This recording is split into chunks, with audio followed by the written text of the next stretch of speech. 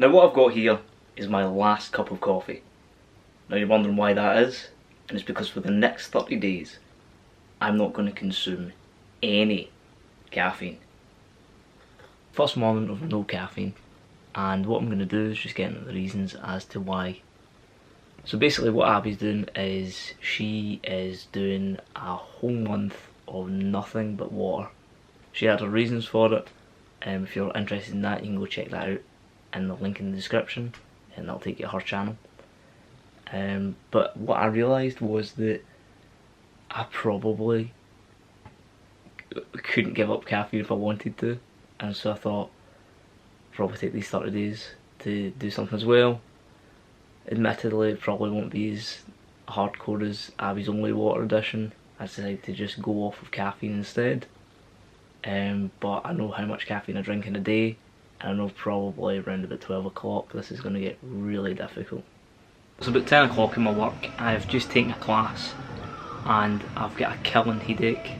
My head's killing me, and I feel terrible, and my teeth hurt. So yeah, we're on a strong start. Midday now. My head's killing me. My skin feels really cold. It's actually like I'm having like proper like withdrawal symptoms. Yeah, usually I would probably knock away like, I feel like I'd maybe drink about 5 caffeinated drinks a day, and probably about 3 of those are coffee, and then maybe like 2 cups of tea in the evening or something. I've not drank anything since the last cup of coffee that I showed, so I'm suffering right now. I find that like when I'm trying to do some of my work, I'm trying to work on the computers, do the reception stuff, I'm just completely blanking out. I've got no idea what I'm doing at times. I get lost like staring at the same thing, and then my mind just wanders. So my focus is terrible. Yeah, hopefully this'll pass. Hopefully we're hitting the worst of it, and tomorrow I feel better. The next day, and we're just in Costa here. Don't worry, this is not a caffeinated coffee, it's some decaf. To be honest, I'm feeling a lot better with the headaches and stuff like that, so that's kind of went away from me. How are you feeling on your water only? I'm so sad, I feel sad. Especially when going out. I'm just like, tap water please. Tap water and a wee sandwich. So yeah, that didn't really last very long. Me and Abby both started feeling utterly exhausted. So I'm back in the house. I'm kind of drained, I've not got a headache. Nothing as bad as yesterday when we were working out. I was deadlifting, and the intercranial pressure that's in a deadlift combined with the headache was killer. So it's nothing. I think it peaked at, I don't think it could possibly get worse than yesterday. So this is me coming up for about the midway point. I'm not really getting those kind of like withdrawal things that I was experiencing at the start of it. I was a little bit tempted today to get like a bit of caffeine. I was feeling tired because me and Abby have had like a lot of work to do, been a lot of planning. So we've been making up the business cards. Have you got your rebook with you? Just put it away there. Abby's just been doing like channel stuff. She's been, scheduling like videos and things like that. And usually this would be the time that we would get like coffee. I know Abby's obviously in the water right now, so she's been struggling with that. I guess something really hard for her is just the social aspect of not having a coffee. For me, I think it's always been like a crutch of like, I'm focused, I'm in a focused situation, so now I need to have a coffee.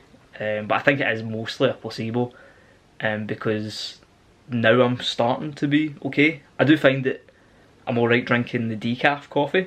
I think it is just maybe that kind of psychological thing, because I've not had any caffeine, but I do feel, ready and focused to do the work. I literally just woke up there because I forgot to do this. But basically, I'm probably going to face my biggest challenge tomorrow. Tomorrow morning I've got a open for my gym, so I have to be up at before 5 o'clock, probably about 4:45. So it's going to be an early rise. I've not woke up this early, and I don't think I've ever woke up that early without the assistance of caffeine, so it's going to be really difficult. Just on a kind of another note, I've been finding that like I've been okay in the mornings mostly, but when I have to focus for an amount of time, or if I start to get tired midday, I do still get, even now, a really strong craving for caffeine and coffee, etc. So I know I've been experiencing that, and I think tomorrow morning I'll probably be more tired than I have been in a long time, so that will probably be the hardest test for me out of the entire challenge. So this is the very dramatic reveal, of the anti-climax to that, and basically I did get to work on time. It actually wasn't too much of a challenge for me. I didn't feel all that tired. I don't think I've ever been up at that time in the morning. I would like to jump in on that and say you were tired. You were yawning like nobody's business. I wasn't tired at the time, I was tired later on in the day. But I wasn't really tired in that morning. And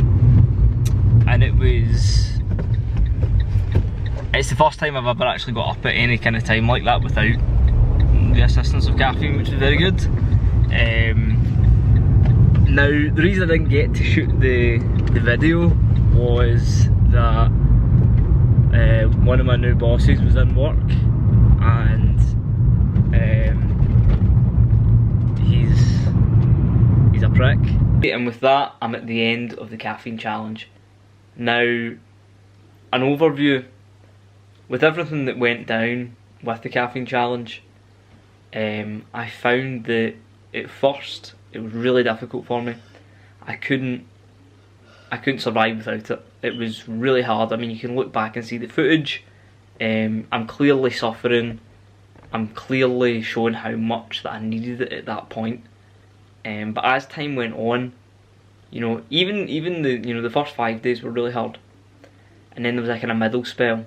But even in that middle spell, where I was that little bit better, I still had that kind of want, that itch that I needed to scratch with caffeine.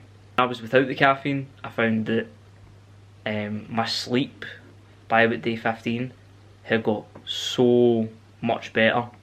I found that my focus throughout the day got incredibly better, and I found that my energy levels just stayed a lot more consistent.